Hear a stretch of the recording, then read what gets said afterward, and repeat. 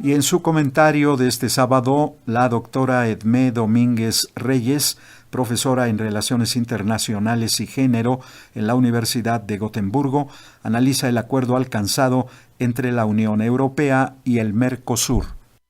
El acuerdo Unión Europea-Mercosur. El 28 de junio pasado, la Unión Europea y Mercosur, el área de integración económica regional que abarca 4 países, Brasil, Argentina, Uruguay y Paraguay, con Bolivia asociado y Venezuela ahora suspendida, firmaron por fin el tan ansiado acuerdo de asociación que incluye un tratado de libre comercio que se viene negociando desde hace ya más de 20 años. ¿Por qué tanto tiempo? A México apenas le llevó unos 4 años la negociación de un acuerdo equivalente, el que empezó a funcionar en el año 2000 y que se acaba de modernizar en 2018. Son muchas las razones de este largo periodo de negociaciones. Mercosur, a diferencia de México, es un área muy proteccionista, es decir, protege a sus industrias nacionales poniendo altas aranceles a las importaciones. Luego está que las principales exportaciones del Mercosur fuera del continente son productos de la agroindustria y la carne, productos muy competitivos a nivel mundial y que amenazan los productos europeos, por lo que el lobby agroindustrial y de la carne de la Unión Europea se oponía firmemente a que estos productos entraran en el acuerdo. Pero también estaba la producción industrial brasileña y argentina, en particular el sector automotriz, que se sentía amenazado por la posible irrupción de los autos europeos. Otro sector que también se sentía amenazado era la industria naviera brasileña y argentina, que tenían miedo de la irrupción de las grandes navieras europeas. Esto y la diferencia en instituciones, procesos y recursos de ambos lados frenaban también la negociación. No era lo mismo un mecanismo engrasado, articulado con expertos y canales para grupos de lobby europeos que los equipos diversos y dispersos de Mercosur, con sus agendas y limitantes nacionales, poco articulados y con diferencias entre ellos mismos.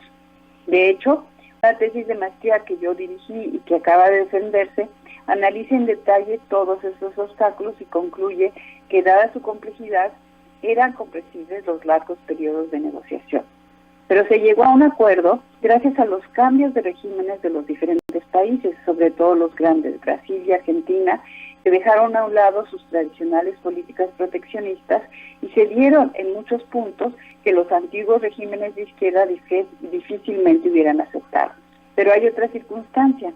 La crisis económica del 2015, causada por la disminución en la demanda de los productos agroindustriales de otro gigante, China, demanda de la que los países de Mercosur ya dependían. O sea, a Mercosur le urgía ya superar las secuelas de esa crisis enganchada con las nuevas crisis que los aquejan, en particular a Argentina y a Brasil, y era una cuestión de prestigio y de importancia histórica, como uno de sus negociadores lo dijera. Para la Unión Europea era también importante, dada la dimensión del mercado de Mercosur y las frustraciones con las políticas proteccionistas de Trump.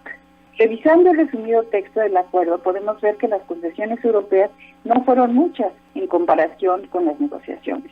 Lo ofrecido sobre la apertura al mercado de la carne, 99,000 toneladas, coincide con lo mencionado por uno de los negociadores de la misma Unión Europea, quien admitía que esta cantidad, en comparación con las dimensiones del mercado europeo, era irrisoria, equivalente a 120 gramos de carne, un bistec por año por habitante europeo. Aún así, los productores de carne europeos protestaban y lo siguen haciendo aún más ahora que el acuerdo está listo. Pero los exportadores del Mercosur se sienten frustrados. Estas cantidades no cubren sus expectativas en una de las pocas áreas en las que Mercosur era más competitivo que la Unión Europea. Por otro lado, no toda la gestión agrícola favorece a Mercosur. Los productores europeos, en particular los de queso y vino, querían entrar a un mercado hasta ahora muy protegido y lo lograron. Aunque hay un periodo de transición de 10 años para la industria del queso, la del Mercosur se verá seriamente afectada al cabo de ese término, sobre todo por la cuestión de los indicadores geográficos y los derechos de propiedad intelectual que le dan prioridad a las marcas madre, que generalmente son europeas, por ejemplo, queso manchego o vino Rioja, por más que haya marcas locales en Mercosur que hayan estado utilizando estos nombres por decenios. Por cierto, lo mismo pasó con estas industrias queseras en el acuerdo modernizado con México, pero ahí ni quien protestara para defender a las industrias mexicanas. Por otro lado, la industria automotriz sudamericana logró un periodo de transición más largo del que se ofrecía antes para eliminar los aranceles. Será de 15 y no de 10 años, como querían los europeos. Un área muy significativa en el acuerdo es el de licitaciones gubernamentales a empresas privadas. Aquí Mercosur tuvo que aceptar que las compañías europeas entren a estas licitaciones, pero solo a nivel del gobierno central. Es decir, que si el gobierno argentino quiere construir un puente, tiene que abrir esta licitación a las compañías europeas, que seguramente serán más competitivas que las locales. Pero por lo menos se quedaron a nivel central. En el acuerdo modernizado de la Unión Europea con México, estas licitaciones estarán permitidas a todos los niveles, central, estatal y municipal. Y yo quisiera saber qué compañía mexicana se enfrentará a las europeas cuando éstas estén interesadas en entrar, por ejemplo, en la construcción de un hospital en cualquiera de los municipios del país.